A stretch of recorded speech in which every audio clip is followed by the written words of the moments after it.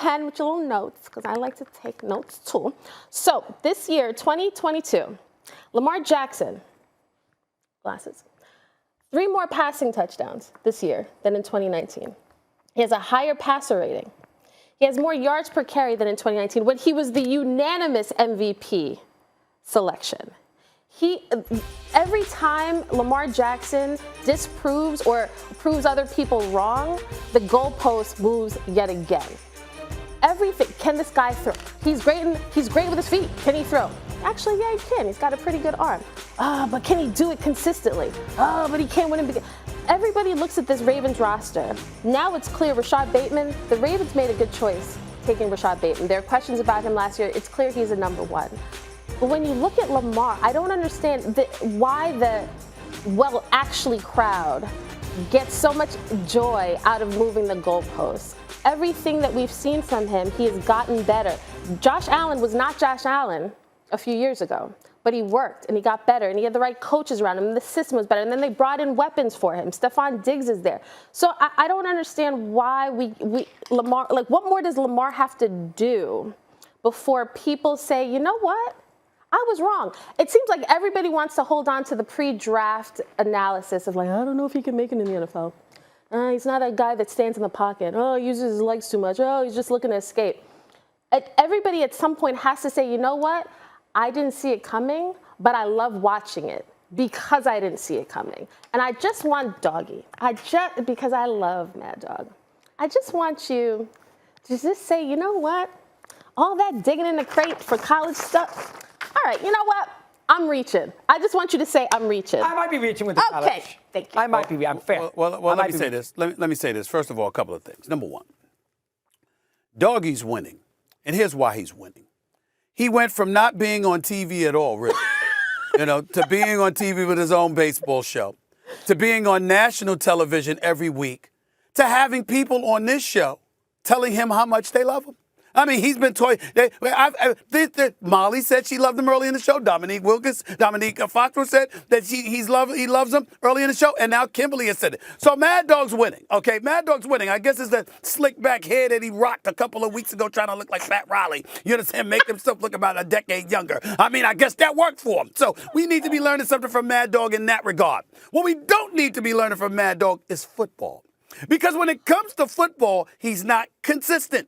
He's sitting up there and he's calling out quarterbacks, but then he'll praise Kirk Cousins. I mean, this is what he does. You understand what I'm saying? This is what he does. And now we're going to bring up Lamar Jackson. I will remind you that Lamar Jackson has 243 yards rushing over the first 3 games or so. I will remind you he had a 79-yard touchdown run. What quarterback has done that? Okay, that's not why he bumped Lamar Jackson. We understand that if he hadn't got hurt the last 4 games or so, last 5 games of last season, he would have had his 3rd consecutive 1,000-yard rushing season as a quarterback in the National Football League.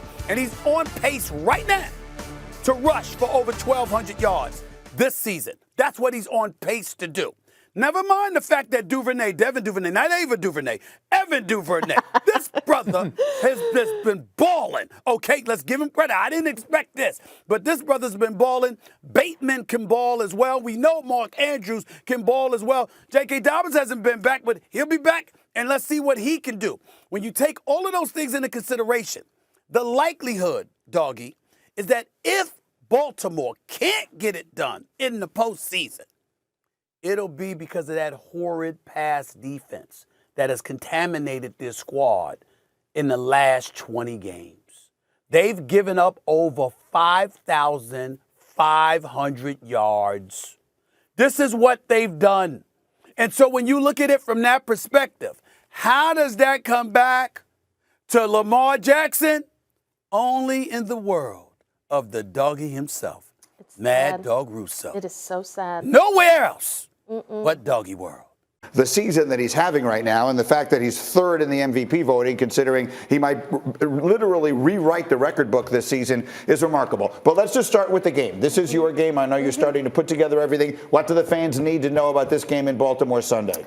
How are the Bills going to respond? I think that was a game against the Dolphins where they cost themselves that game. There was a lot of un-Bills-like plays, like the Josh Allen, like short throw, like all these plays that you thought, this is a Bills team that came out beating the brakes off everybody. Can they do it against Lamar?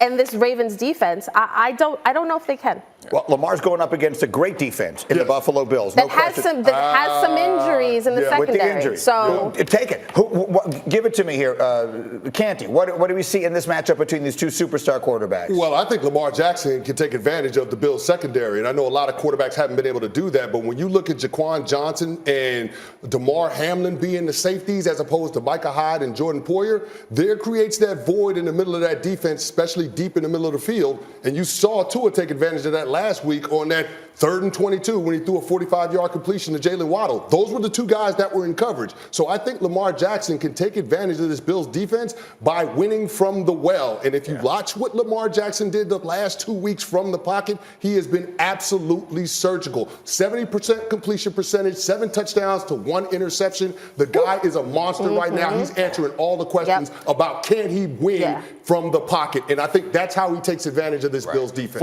For him to do it, the Bills pass rush is really impressive. For him to do it, they're going to have to find out an answer for the left tackle because they've had so many injuries at that spot. They're down to 3rd and at certain times in the game, 4th string left tackle in this previous game. So Lamar can dominate from in the pocket if there is a pocket to dominate from. So that's the big question. How are they going to protect Lamar? Dom, I will say this. I was at that game calling it on the radio. They figured it out. After a quarter and a half, he figured it out. Patrick McCary went out and Daniel Faalele came in and Dietrich Wise went to work. He had 3 sacks in the first half. But guess what? After Lamar had that interception, they figured out exactly what they needed to do with that passing attack. And I think that shows the evolution of the player, being able to diagnose the defense, recognize the weaknesses, and get the ball to the one-on-one matchups. Von Miller wasn't at that game, though. Fair enough. That's all. There's a different defensive line. Here's the other thing with the Bills, though. They can put up points in a hurry, but they have a hard time closing out games. When it's a one-score game, when it's a close game, for some reason, they just have a hard time closing it out. They ain't won in 2 years in a one-score game. Exactly, and that's what I'm looking for this year because you look at the QB matchup, this is what you want. When you talk to defensive guys, they talk about Josh Allen. He plays similar to Lamar, except he plays like a running back. He is not looking to shy away from contact. He's looking to run you over. He gets hit too much. It's another way of saying also that. So, but the very first question was on the screen. I should have asked it because it really is the best question. Right now, you have to put your money on one of these two guys to be the MVP. Not who is the MVP this minute. I think that's obviously Lamar. But over the course of 17 games, which one do you think is likelier to be the MVP of the league this year, Allen or Jackson? I think I'm rolling with Lamar Jackson. And I know a lot of people came in saying Josh Allen is the MVP, but just seeing how he's grown as a passer, Greeny, that was the only real question that we had about Lamar. And now he's got a true number 1 receiver in Rashad Bateman. Devin Duvernay is a nice number 2 who also doubles as a special teams dynamo. And then you got Mark Andrews, who's in the conversation for the best tight end in the National Football League. I get the offensive line concerns, but Lamar Jackson in this offense, it's the best showing on the NFL. I think I got to go with Lamar Jackson, too, because as good a runner as Josh Allen is, he's not Lamar Jackson. No. And that dynamic to Lamar's game is going to give him more value to his team than Josh has, and more exciting kind of eye-popping plays. He's going to have a big year, and I think he could get the MVP, his second MVP. Because the numbers right now look even better. I'm going to say Lamar because every time he steps on the field, you know that you can't really stop him. Yes, you can contain him at stretches, but he's just different. And he challenges the actually crowd. The crowd that says, I don't know. The Chris Cantys of the world that want to tell you, I don't know. Like this guy, what he's doing is impressive. I'm just messing with you. I know you love Lamar. I think it's going to be Lamar.